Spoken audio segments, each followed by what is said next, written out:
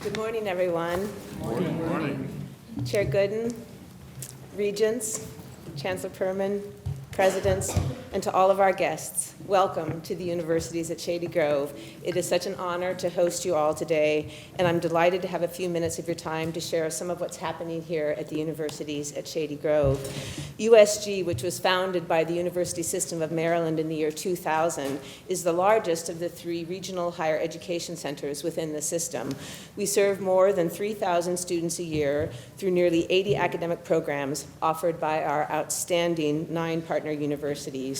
Fall 2022 enrollment has been down from our previous year. In 2021, we were at 3,600 students. This past fall, we were at 3,100. So we have some work to do to grow that enrollment. It breaks down to about 1,900 undergraduate students and just over 1,200 graduate programs.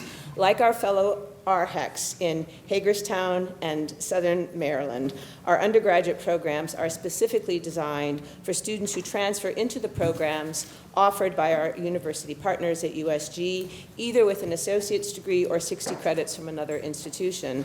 Since we were founded, more than 15,000 students, undergraduate and graduate combined, have earned their degrees or certificates from our partner universities. Like I like to say, 9 universities, 1 campus, great results. Many of our students are first in their families to go to college. They have work and family obligations while they are taking on the responsibility to finance their education. Going to a residential 4-year campus, as we often think of the traditional student in higher education, is just not in the cards for many of these students. In fact, some 74% of all students in higher education today, including community colleges, now fit the description of a non-traditional student. These are the students attending programs at USG.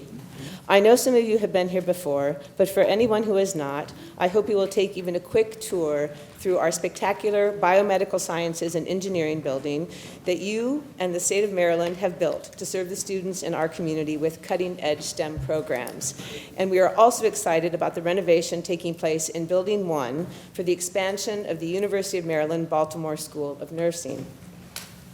USG has enjoyed a lot of success, but in many ways, we have been operating as a startup organization. When I started in this role in late 2020, one big priority was and is the development and implementation of our first strategic plan to help guide us into the future.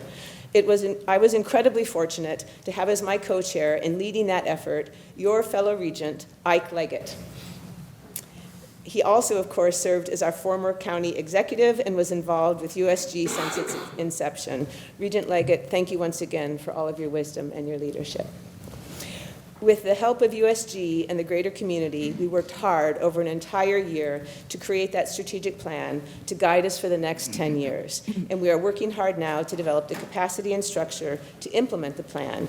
It's a shared vision we simply entitle USG 2.0. At the heart of USG 2.0 is what we call the promise.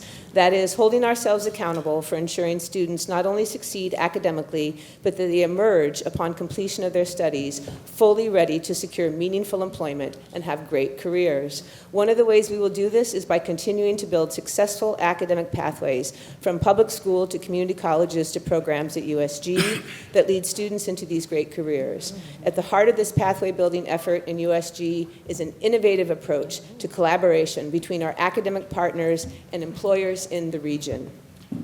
We are working closely with our university partners and our local educational partners from Montgomery County Public Schools and Montgomery College and other regional community colleges. And now, through the changes we are implementing, we will more inclusively work with employers across 4 key industry sectors to ensure pathway programs align with economic opportunities and students graduate career ready. Our Board of Advisors is a strategically important partner in this effort and has taken innovative steps to reorganize and align with this work. My thanks to Kevin Beverly, our board chair, and all of our Board of Advisor members for their support and their great work in this effort. One example of this kind of pathway program that has served students in Montgomery County for over the past 10 years is ACES, Achieving Collegiate Excellence and Success. In just a few minutes, you will hear from a recent graduate who is indeed a true ACES success story. But the main reason I mentioned pathway programs and employer partnerships is that today we have exciting news, which we shared with you last night, about a partnership we have forged with none other than Google. We are thrilled to announce that Google has provided USG with a $500,000 gift to identify, measure, assess, and learn what works best in building pathways for students, and ultimately to share findings with institutions throughout the system and throughout the nation to encourage modeling and scaling successful pathway efforts. We are so grateful to Google for the confidence they have shown in USG to pioneer this initiative to advance life-changing pathway programs for the students of today and the workforce of tomorrow. I especially want to thank Dr. Shanika Hope, Director of Google's Education for Social Impact team, who many of you had the good fortune to meet at last night's dinner. With our academic partners, we are building powerful partnerships with business and industry to help our academic planning and programming and the work we do to prepare students to be career ready. USG is and always has been an innovative model of higher education delivery, and like our fellow RHECs, is an asset for the University System of Maryland, as the system sets a bold and beautiful course with Vision 2030. We see USG 2.0 as deeply aligned with the work ahead and an important resource for achieving the student-centered vision. Indeed, we have a unique opportunity to specifically serve as a place for shared innovation and collaboration within the university system, a place to develop, measure, and test, model, and scale pathways, academic programming and delivery that meets our students where they are throughout their lifelong educational and career journeys and meets the workforce needs of the county, the region, and the state. On a shared regional campus such as ours, we see USG as a place where university partners can work together, informed by data, to develop and pilot new programs and initiatives on one shared campus. We believe that USG can and should be designed. We're getting a lot of feedback. Okay? Yes. Right.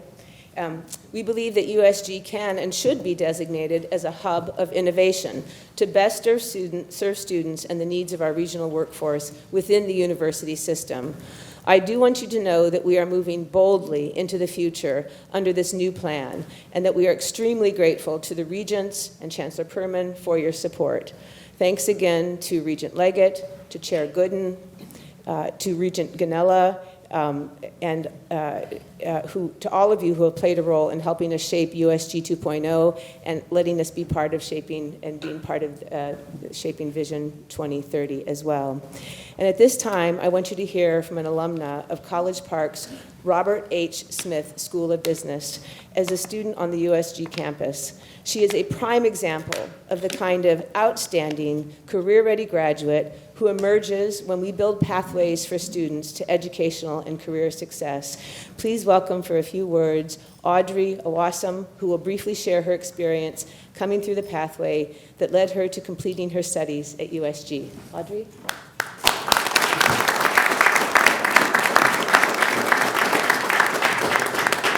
Thank you so much, and hello everyone. My name is Audrey Owusu, and it is such a delight to be here on this morning to share just how impactful the universities at Shady Grove has been to my life, and particularly the ACES program. And so first, I want to start by sharing a story. And it's a story of a young man from a farming village in Mankon, Cameroon. Now everyone's looking a bit weird. Where's Mankon, Cameroon? It's a West African country, and it's right near Nigeria. You can't miss it.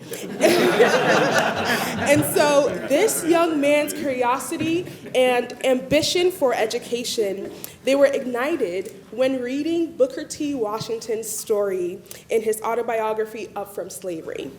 And with a great desire to learn more, this young man wrote a letter to the Tuskegee Institute. And of course, it was amidst criticism, skepticism from his peers, and to the amazement of all, he got a letter back from the Tuskegee Institute. Now imagine this, set the setting, right? A small village in Mankon, Cameroon, received a letter from a university in the United States. And so this letter opened the door of possibilities for this young man and his family. And so why am I sharing this story? Well, number one, because it's Black History Month, and number two, because this young man was my father. And I believe his story beautifully illustrates just how much education can positively change the trajectory of one's life and create opportunities for growth and success. And so in the same way that Booker T. Washington's book changed my father's life, the ACES program has been a life-changing experience for me. And so as a student at the program, I was given a clear pathway and actionable steps on how to achieve academic success and build a sustainable career. So the program provided me with coaches, career advisors at every stage in my journey, from MCPS, go Seneca, right, to MC, go the Raptors, and of course, UMD at USG, go Terps, right? And so it was thanks to these partnerships with these institutions, plus the scholarships provided, that I was also able to transition seamlessly, and this is the good part, I was able to graduate debt-free. Can we give a round for that? Yes. And so with the support of this program, I was also able to start a 501c3 nonprofit organization called Noble Uprising. And to date, we have been able to partner with various community organizations and deliver over 10,000 food, hygiene, household items to women who are experiencing domestic violence, in addition to women experiencing poverty and homelessness. And so as you can see, the impact of this program, it extends far beyond just my story and my success. I'm just one of the many students and alumni in the program who have gone on to become leaders, to become entrepreneurs and change makers in our society that create value in our community and contribute to shaping our future world. And so the ACES program has transformed lives. It's opened doors of opportunity that once seemed impossible to many. And so it's on behalf, and it's really an honor of mine, on behalf of the students, the alumni, that I want to say thank you. Thank you for providing this opportunity of this program. Thank you for this gift of a program. And of course, as Anne has mentioned, this promise that will last a lifetime and impact generations to come. Thank you.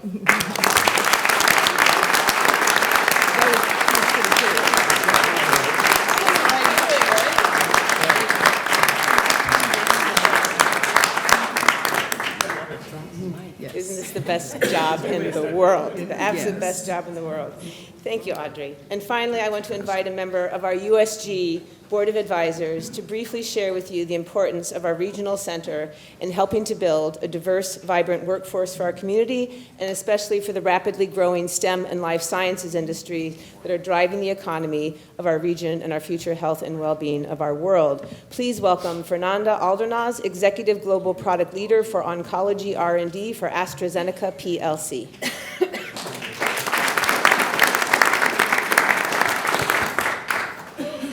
Thank you, Anne. I hope you are all inspired enough.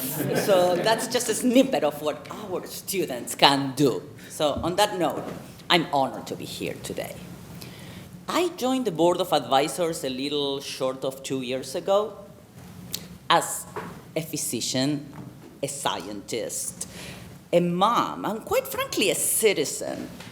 I believe in the power of higher education, how transformational it can be, and how deeply it's able to change the life trajectory of an individual, a family, or a whole community.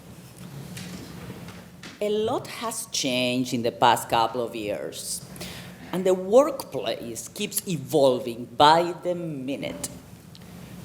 The USG Board of Advisors held a Future Action Symposium focused on STEM last year with key stakeholders across disciplines and sectors, including, of course, Dr. Hope.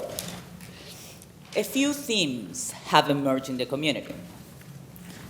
Talent acquisition in many disciplines, included but not limited to STEM, has become challenging.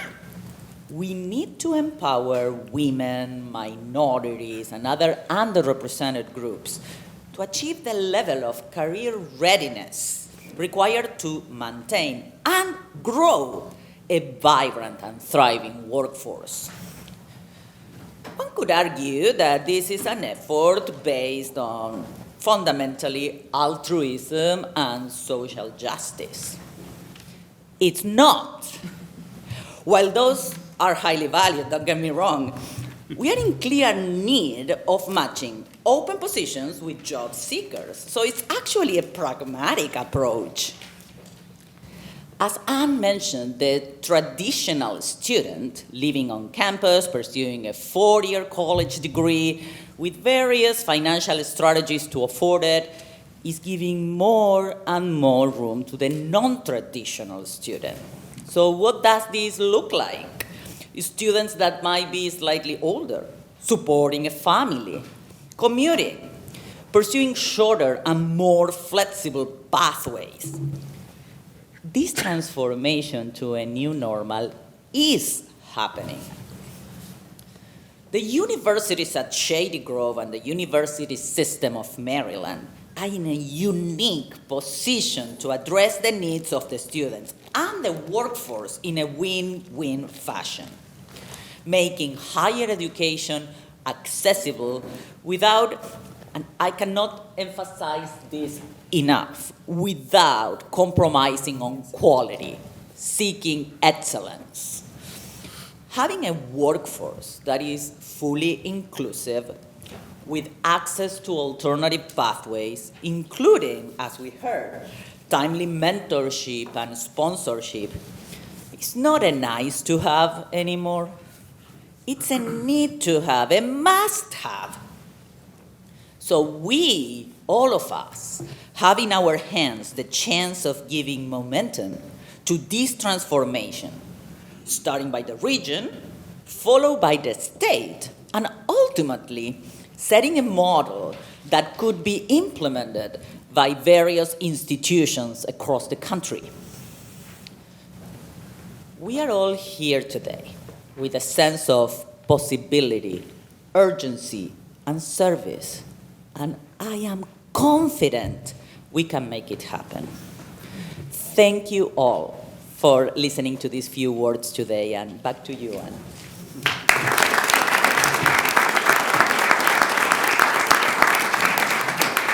Again, thank you so much for your time this morning. Thank you so much to all the Regents for joining us here today. It's an honor to host you. Thank you. Thank you. Thank you, Dr. Kademian, and thank you for the inspiring presentations this morning. You certainly have reminded us why we do what we do. Thank you. I didn't know if I needed to take questions or if that's... Well, you Yeah. can. Okay. Does anyone have any questions for Anne this morning? Thank you. Thank you.